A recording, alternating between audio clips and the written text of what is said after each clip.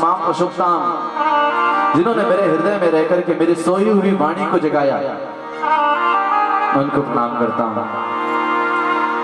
तब भगवान ने कहा, मांग तुझे क्या चाहिए। ध्रुव ने कहा, भगवान ये जिसे भगवान मिल गए हो उसे तो संपूर्ण ज्ञान हो जाता है, वो थोड़ी दुनिया को मांगेगा। फिर ध्रुव ने अब कहा कि मुझे कुछ नहीं चाहिए भगवान, भगवान मुझे आप मिल गए, मुझे कुछ नहीं चाहिए। तब भगवान ने कहा, तुझे नहीं चाहिए मुझे पता है, लेकिन तू कुछ मांगने आया था। भैया मेरे आने से पहले तो तू कुछ मांगने आया था। भगवान तो ध्रुव ने कहा कि भगवान आया जरूर था, लेकिन अब मुझे कुछ नहीं चाहिए, मुझे तू मिल गई।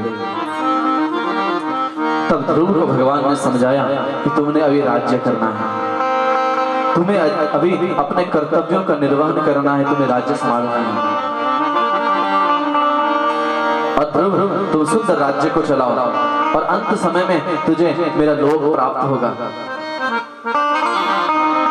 तब ध्रुव अब वापस लौटे हैं अपने राज्य में। राज्य में बात फैल गई कि ध्रुव को भगवान के दर्शन हुए। सभी लोग ध्रुव के दर्शन के लिए आए, सभी लोग ध्रुव का स्वागत करने के लिए आए। ध्रुव जैसे अपने राज्य में पहुंचे, सबसे पहले राजा उत्तानपाद ने गले में माला पहनाई। और ध्यान देना, सभी भगवान से मिलने आए, स्वागत करने आए ध्रुव का। उत्तानपाद राजा हैं, माता सुरुचि है, माता सुनीति है, सब लोग हैं। ध्रुव जैसे राज्य में गया, अपनी मां सुरुचि के पैरों पर पड़ गया। जिसने जन्म दिया सुनीति, उसके पैरों को छूने से पहले मां सुरुचि के पैरों पर पड़ा आज कि मां यदि तूने मुझे उस दिन डांट ना लगाई होती तो मुझे आज भगवान के दर्शन ना हुए होते। राजा ने भी अपने अंक से लगाया ध्रुव को। इसके बाद राजा समय आने पर राजा सुरुचि का पुत्र उत्तम बना, वो यक्षों द्वारा मार दिया गया। ध्रुव ने उसके बाद राज्य संभाला और 36,000 वर्ष तक ध्रुव ने राज्य किया। 36,000 वर्ष तक राज्य किया। और इला और भ्रमी इनकी पत्नी हुई। इला और भ्रमी इनकी पत्नी हुई और उत्कल नाम के इनके पुत्र हुए, उत्कल इत्यादि। और 36,000 वर्ष राज्य करने के बाद वह समय आ गया जब ध्रुव की आयु प्राय पूर्ण हो गई और ध्रुव को लेने के लिए भगवान के पार्षद आए। मैंने कल ही बताया था कि जो पापी अपने प्राणों को छोड़ता है उसको लेने के लिए यम के दूत आते हैं। और जिसने अपने जीवन में पुण्य किया है, भगवान के नाम का आश्रय लिया है, उसको लेने के लिए भगवान के पार्षद आते हैं। और भगवान के पार्षद ध्रुव को लेने के लिए आया। विमान पर बैठ करके पार्षद आए और कहा कि ध्रुव जी तुम्हारा समय हो गया, अब तुम्हें चलना है। तुम्हारे लिए भगवान ने एक अलग लोक बनाया है, ध्रुव लोक की स्थापना की है। तुम ध्रुव लोक के राजा हो, तुम ध्रुव लोक में चलो। तुम्हारे लिए एक अलग लोक बनाया है। जैसे तुम्हारा विश्वास ध्रुव है, वैसे तुम्हारा वो लोक भी ध्रुव है। संपूर्ण तारा नक्षत्र गण सूर्य चंद्र सब चलायमान है, लेकिन ध्रुव एक जगह स्थिर रहता है। वो ध्रुव लोक तुम्हारा है। ध्रुव विमान पर बैठने वाले थे। जैसे ही पैर को उठाया और विमान पर पैर रखने वाले थे, एक कुरूप स्त्री खड़ी हो गई। कुरूप स्त्री खड़ी होगी, भयानक शरीर, डरावना शरीर, वह आगे खड़ी होकर के आ गई। ध्रुव ने कहा तुम कौन? उसने कहा मैं मृत्यु देवी हूं, मैं मृत्यु हूं। जिसने इस धरती पर जन्म लिया है उसको मेरा ग्रास बनना ही पड़ता है। बिना मृत्यु के कोई नहीं जा सकता। लेकिन मृत्यु भी आज ध्रुव को देख करके मानो बहुत संकित हुई कि आप जैसा भगवान के परम भक्त का मैं ग्रास कैसे करूं। तो आज मृत्यु देवी ने अपने सर को झुकाया और ध्यान देना, ध्रुव ने मृत्यु के सर पे पैर रख करके विमान पर बैठे हैं। और विमान पर बैठ करके जैसे ही भगवान के पार्षदों के साथ विमान चलने लगा, ध्रुव जी ने विमान पार्षदों से रुकवा लिया कि रुको अभी। बोले क्या हुआ? बोले मुझे नहीं जाना अभी। बोले क्यों? बोले इस विमान पे जाने का पहला अधिकारी मैं नहीं, पहला अधिकारी तो मेरी माँ है, जिनकी कृपा से, जिनकी प्रेरणा से मैं भगवान के इस लोक का अधिकारी बना। पहले मेरी माँ के लिए विमान लाओ, यदि मेरी माँ के लिए विमान नहीं आएगा तो मैं नहीं जाऊंगा। तो ध्रुव को भगवान के पार्षदों ने कहा कि ध्रुव कैसी बात तुम करते हो?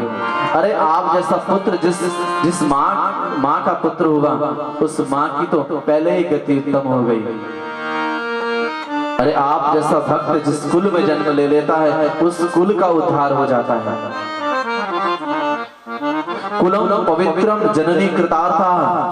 आप जैसा भगवत भक्त जिस कुल में जन्म ले लेता है, उसकी तो पीढ़ियों का उद्धार हो जाता है, और उसकी माँ का तो उद्धार कैसे ना हो। और देखो ध्यान दो, ये आगे जो विमान जा रहे हैं ना, इसमें कोई और नहीं, तुम्हारी माँ जा रही है। और इस प्रकार ध्रुव लोग मर गए। और बताया कि जिस कुल में भगवान का भक्त जन्म ले ले, भगवान को भजने वाले हो जाएं, उस कुल का उद्धार हो जाता है। उस माँ का स्वतः उद्धार हो जाता है, जिसकी संतान भगवान के मार्ग पर चलने वाली बन जाती है। हमारी संतान सुसंस्कारित होगी तो ध्यान देना, कहीं ना कहीं हमारा भी हित उसमें रहेगा। इसलिए हमें अपनी संतान को भगवान के चरणों का सेवक बनाना चाहिए, अर्थात भगवान की भक्ति वाला बनाना चाहिए।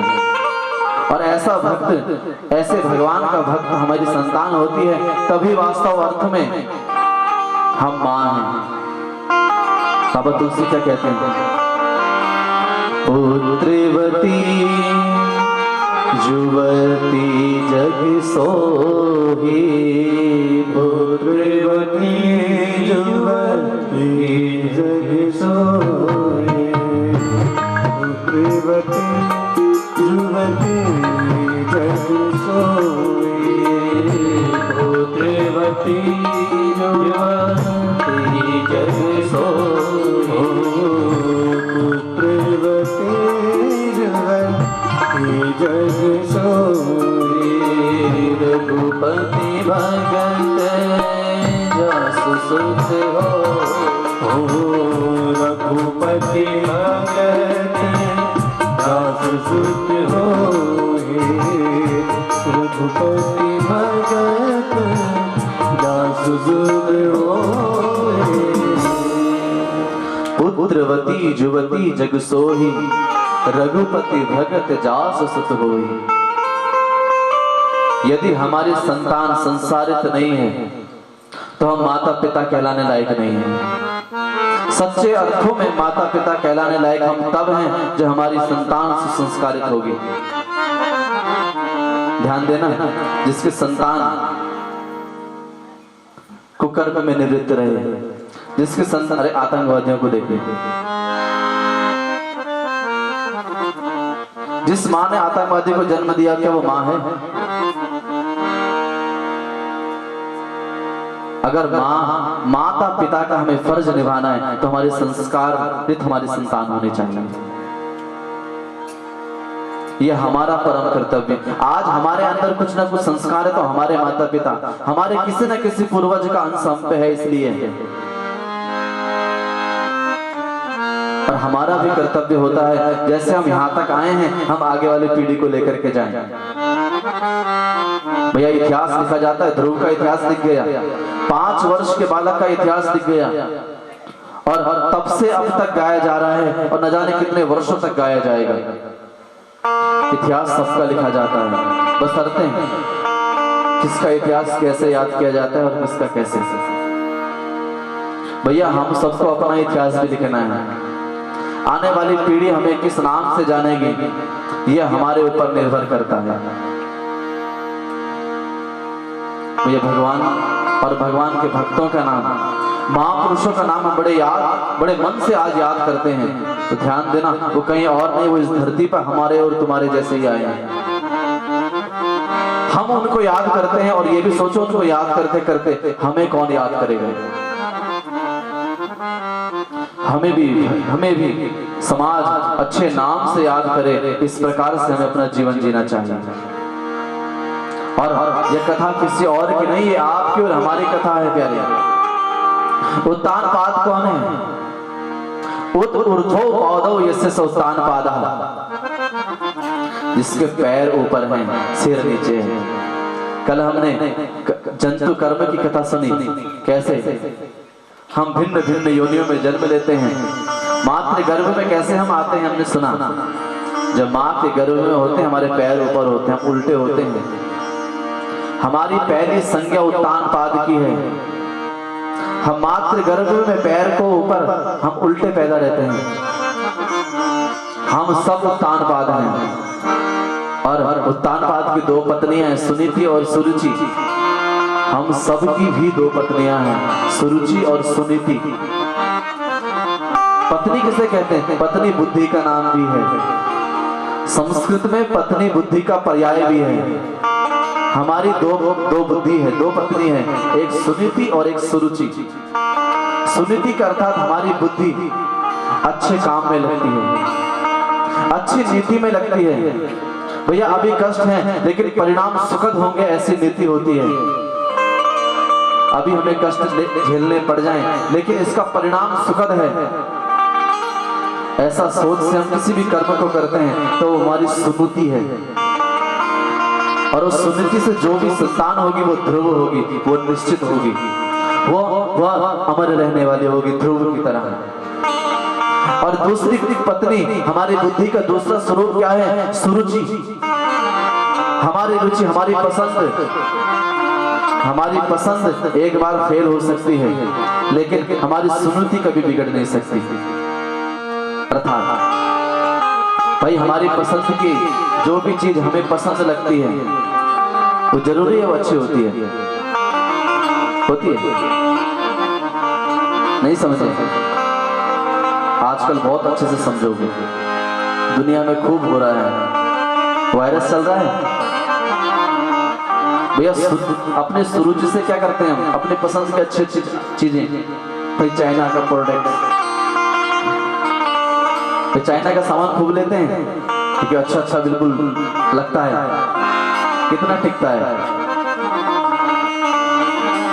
पसंद तो अच्छी होती है लेकिन ज्यादा नहीं चलती और परिणाम दुखद होता है। और दूसरा है हमारी सुनीति, हमारा आयुर्वेद। ध्यान देना, थोड़ा रूखा जरूर लगता है लेकिन इसके परिणाम हमेशा सुखद होते हैं। और वही हमारा ध्रुव है, वो हमारी सुनीति है। इसलिए हम ही उत्तानपाद हैं और हमारी ही रुचि और हमारी सुनीति है। हम अपनी सुनीति को अपने साथ रखेंगे। देखो उत्तानपाद ने क्या किया, सुरुचि को महल में रखा और सुनीति को बाहर निकाल दिया। हम भी यही करते हैं,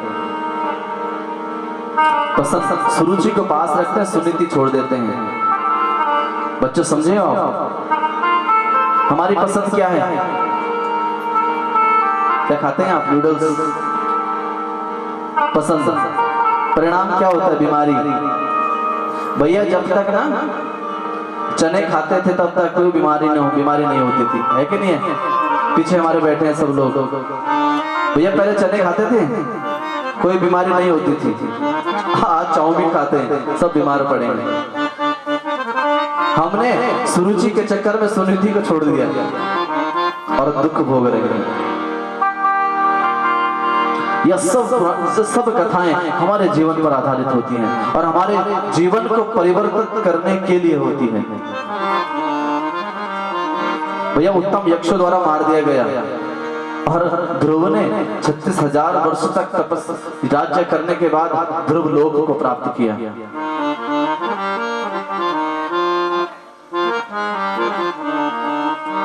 बड़ा आनंद, सुंदर यह चरित्र सुनाया।